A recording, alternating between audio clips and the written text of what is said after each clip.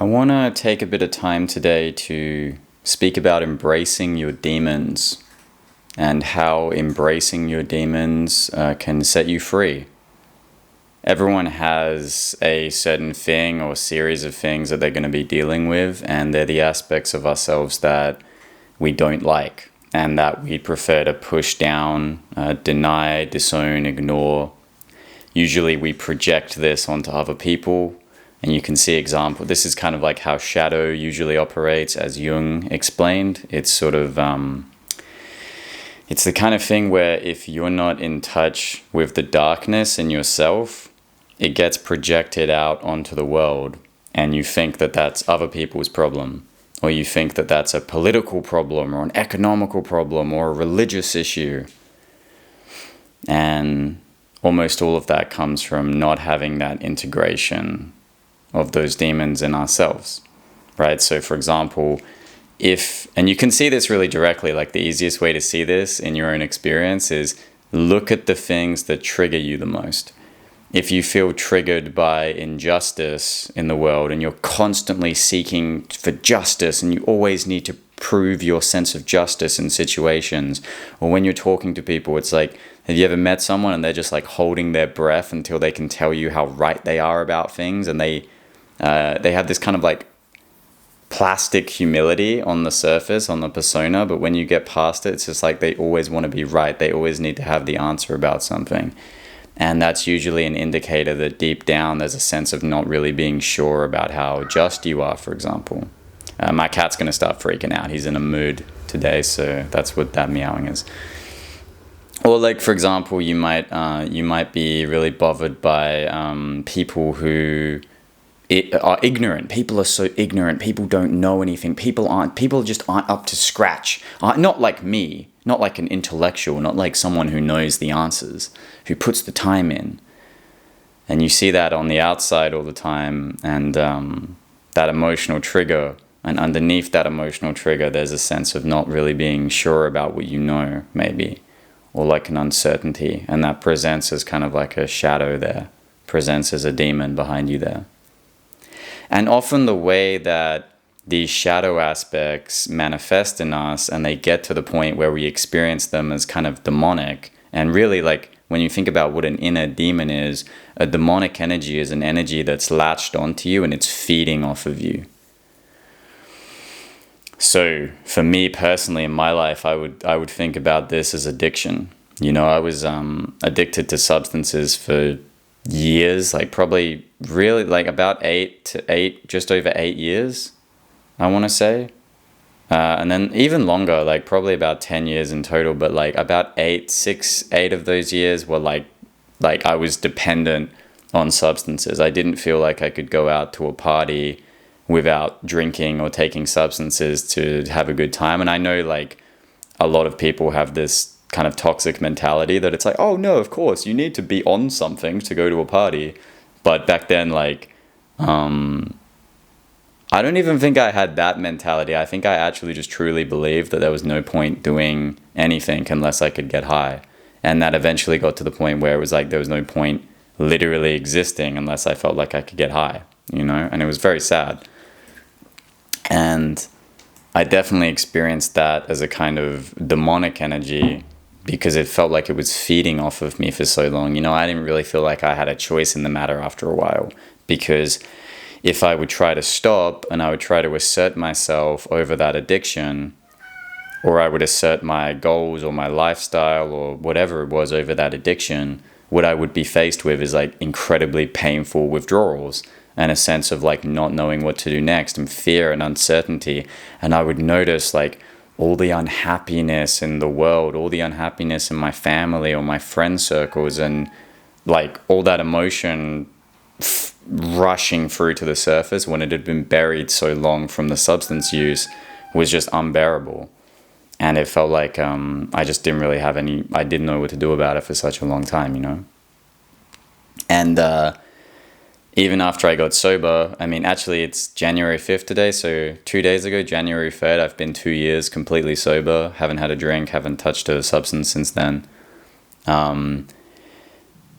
But yeah, like since then I've noticed I have a long-standing thing with food, like, and sometimes that will take control. And for me, like, I think I have like those bulimic tendencies with binging, like I don't make myself vomit, but since I was a kid, I've always been kind of concerned about my weight and image and stuff to some degree. It's definitely not so bad now, but when I was younger, when I was into bodybuilding and stuff, I would count everything and try to get everything perfect. And then if I had a little bit over or like under, it wasn't perfect, I would just be like, fuck it, I might as well splurge and binge on everything. And what I've realized with that is that binging and restricting are two sides of the same coin. So as long as I don't restrict myself and I have that kindness and that understanding for myself, I don't tend to go through that. But for a long time, that felt like it was feeding off of me and I had no control in it. But for other people, for you, it might not be addiction. Like some people aren't really prone to those addictive tendencies. It might actually just be that there are certain emotions that come up for you that are so uncomfortable and they're like feeding off of you. It could be like anger, for example, or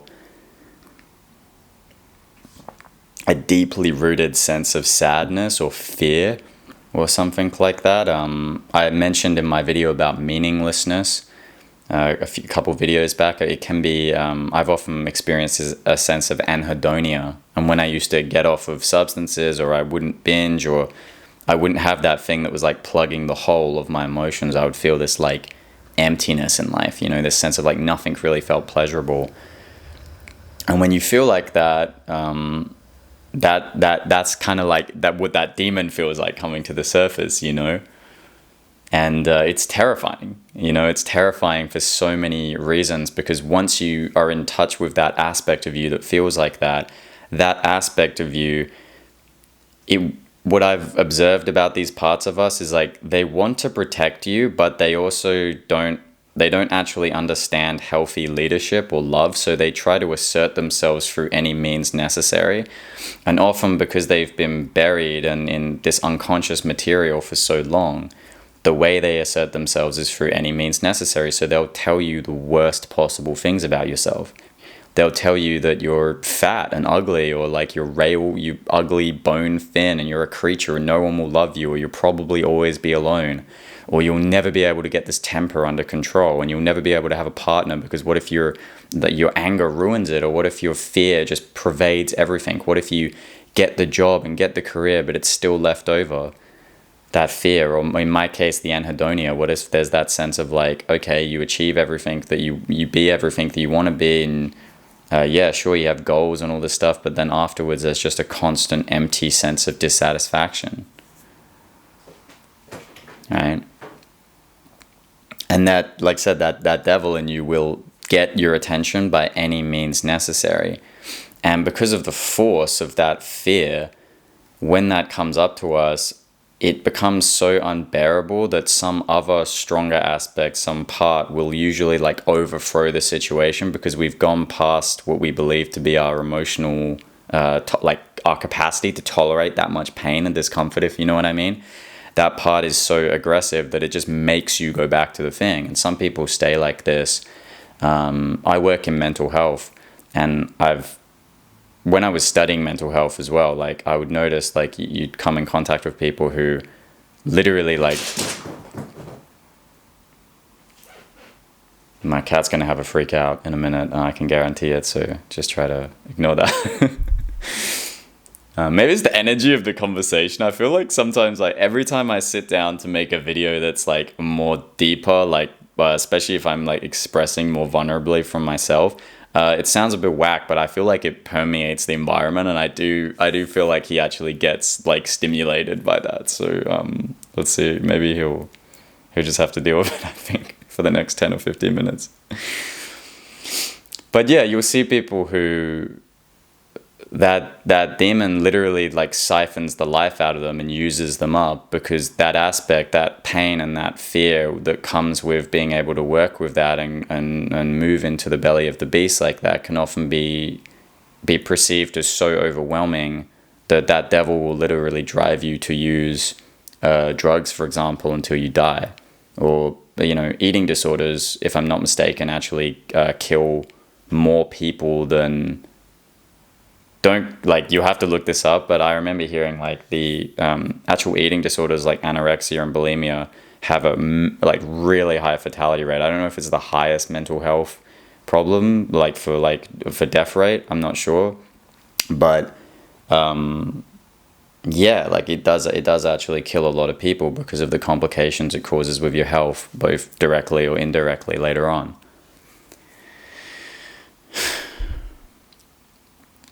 And like I said, when this pain comes up, that aspect usually takes over that just forces you to go back to the thing or forces you to cope somehow. And with the emotions, the coping can be justifying and trying to like self-validate the feelings. There can be an aspect that needs to do that. Or it could be turning back to the addiction. It could be just venting constantly, but never actually getting in touch with what it is.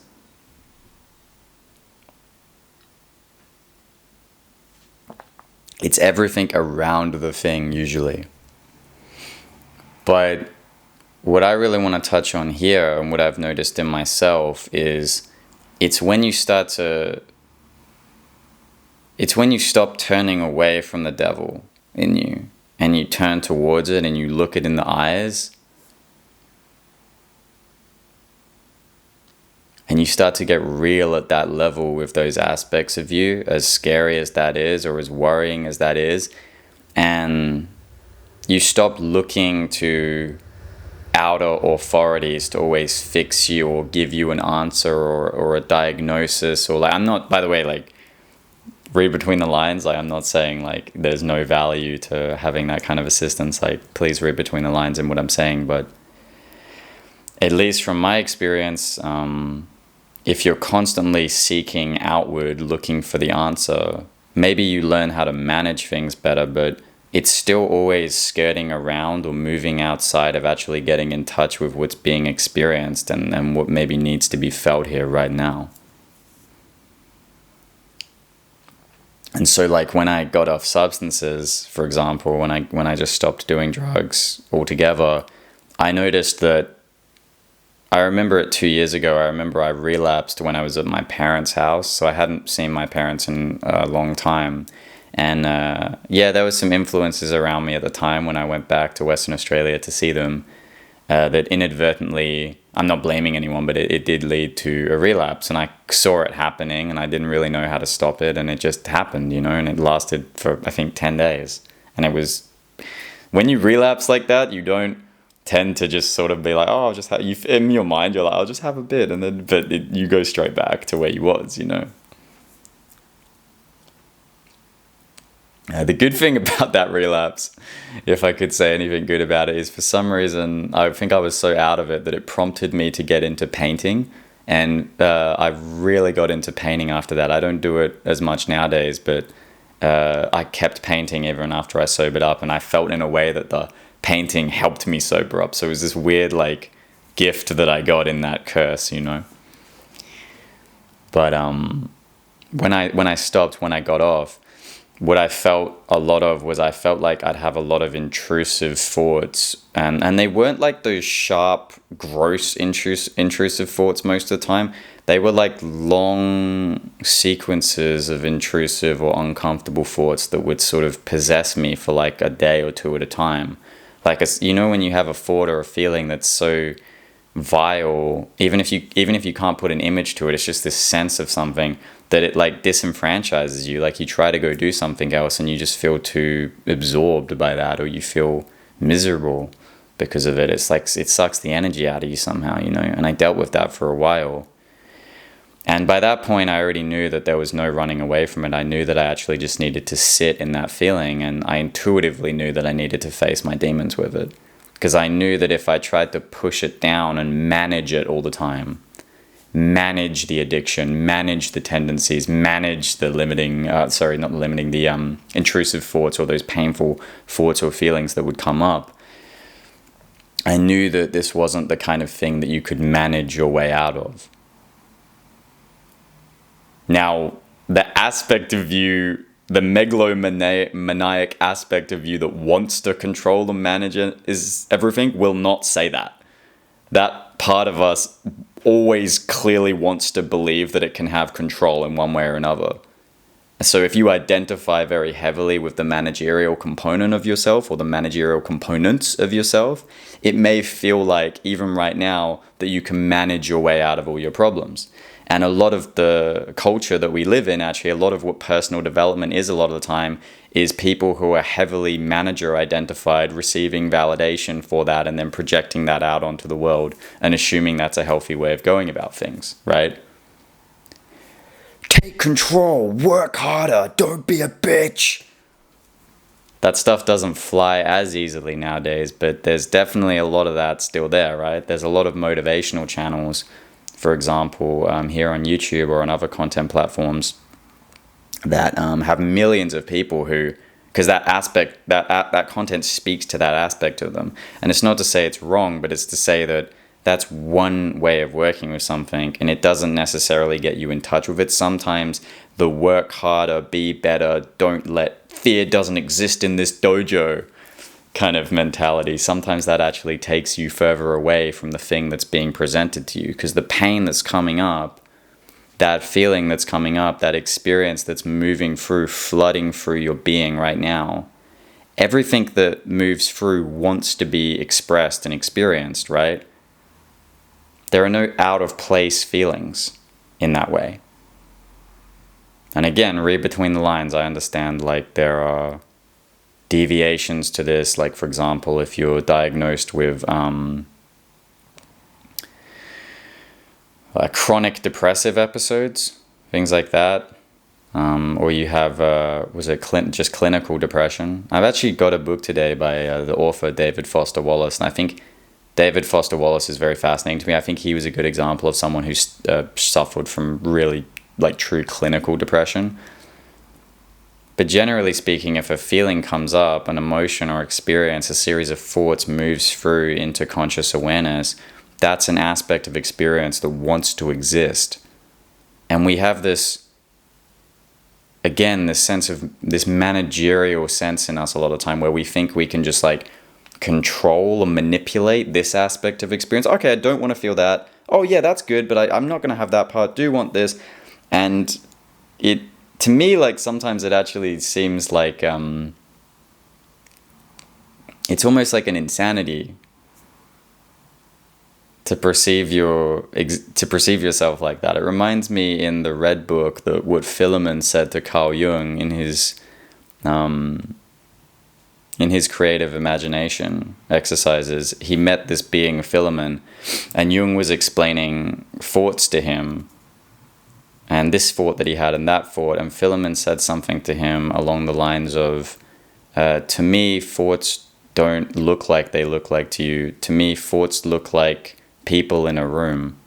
You know, they're just existing aspects of experience with their own, the way I interpret it is like there's a multiplicity of different people in this space, and they have different agendas and motives, and you can't just like control them all into what you want, into your conscious awareness. There has to be the ability to listen to and speak to and acknowledge and have compassion for the different aspects of experience that are moving through. And that very much includes the demons. That very much includes the demons in you. That very much includes the pain in you, the regret in you, the longing in you, the part of you that feels unattractive, the part of you that feels feeble, the part of you that feels a superiority complex maybe, or always needs to get over on people. The part of you maybe that always feels like life's not quite where it needs to be, but eventually it will be. And maybe there's an aspect of that at some level that feels a little bit inauthentic, but you don't really want to face it, so you prefer to just like turn on the TV, or in my case, like take substances or something in order to block it. But how can we ever expect to be in a fulfilling, fluid experience of life and reality and consciousness if we're denying aspects of self that are coming to the surface? How is that possible? How could that ever be possible?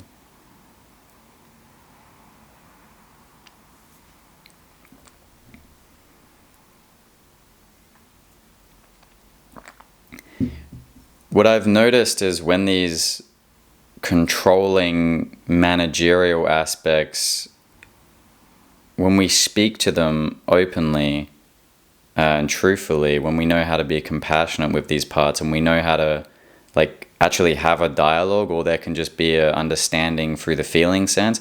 When we know how to get in touch with the different aspects of us and sort of strike a deal where it's like, I understand you're trying to protect me, but I feel like I need to experience this. Is it okay if you move aside so I can experience this right now? And when that aspect of us that always wants to control and always thinks it's right unblends from our true self more, and there's the ability to actually go into the feelings and into the experience truthfully, honestly, vulnerably, that part is not any longer seen as like some enemy that needs to be cast away. In internal family systems, if you're familiar with that, it's often referred to as an exiled part.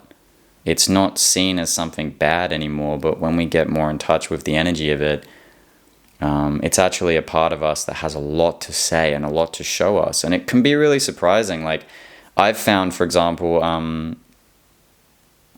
I'll give you a recent example.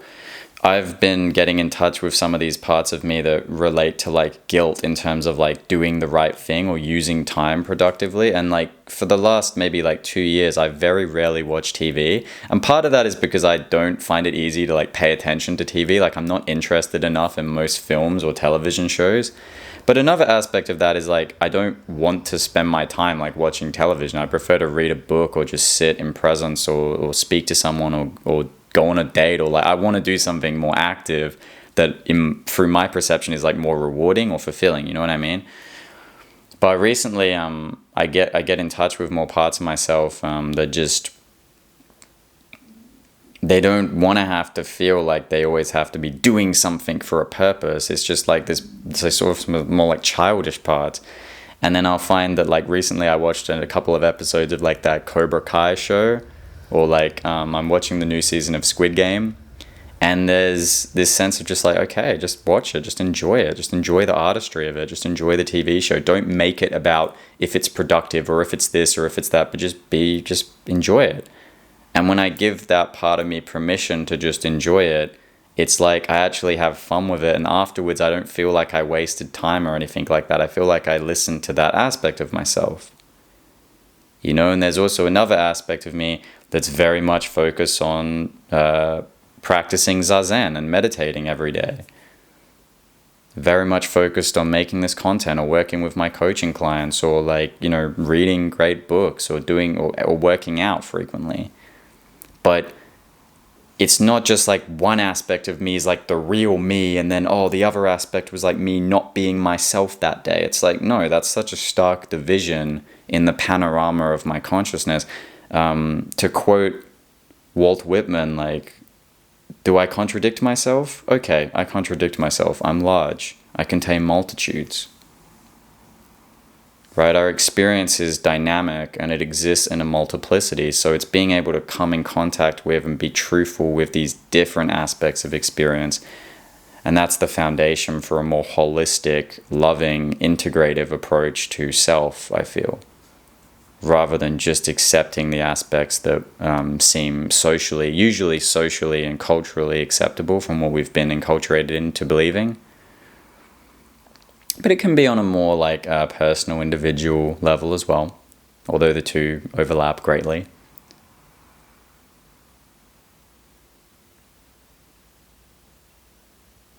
I feel that when we're more in touch with these different aspects of ourselves, it puts us in touch with different ways of feeling and experiencing ourselves that can be very surprising as well. And it can be an amazing way of getting out of a rut. If you're in a rut and you always kind of, to me, like just maybe call me crazy, but to me, like there seems like no hell worse than always feeling like the same person or like knowing who you are. I feel there's like this pseudo confidence when people like, they're like, oh, I know who I am. And it's like, I just think about it and I'm like, wow, like, what is it that the Oracle of Delphi said? Socrates is the wisest man in Athens. And what did Socrates say? He said, all I know is that I know nothing. And he goes out, right? In the story, the story goes, Socrates goes out looking for the wisest man, and he realizes that he is the wisest man in Athens because everyone else thought they knew things. Check out my last video I made about not knowing. Some of the value of just admitting that you don't know and opening up into the mystery of life.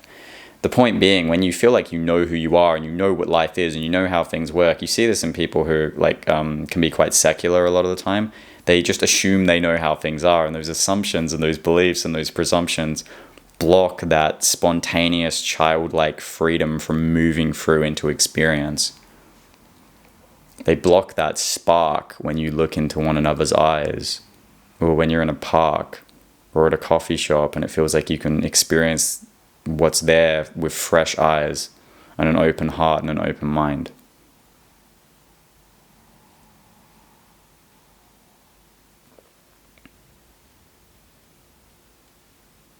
Right, so when those demons come up, what I would leave this with is whatever that is for you, however you experience that, how can we turn into what that experience is compassionately?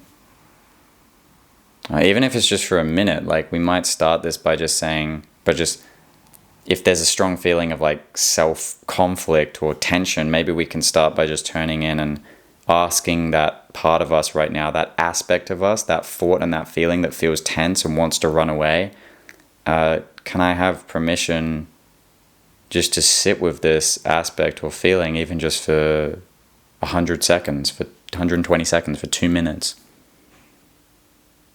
And that aspect might say, no, we can't. And then you might have to listen to that aspect. And you see what I mean? This is very like wax on, wax off. Let's see that Cobra Kai influence there. But it's training your system to be able to trust its own intuitive movement rather than needing something from the outside to always affirm if it's okay or not, and having this sense of paranoia that you're broken or not right. Where inner confidence, a large piece of that, in my opinion, comes from being able to trust the movement of your own psyche. And the assumption at some level that it's already where it needs to be and it's moving the way it needs to be. Where another worldview is the I'm broken worldview.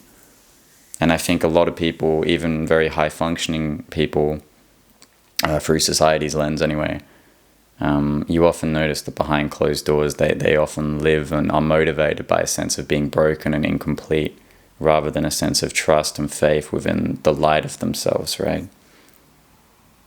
So they're just some thoughts on that for demons today, and I've enjoyed filming this. I'm in kind of like a very free associative mood today. It's scalding hot here in Melbourne, so I'm probably going to be in for the rest of the day. I got some reading I want to do, probably crack into that, finish the rest of that Cobra Kai show, and make myself dinner in a little bit. But I hope you're having a beautiful day. If you got value out of this, I appreciate you subscribing to the channel. If you haven't already, liking the video, sharing this to anyone you feel like would get value out of it.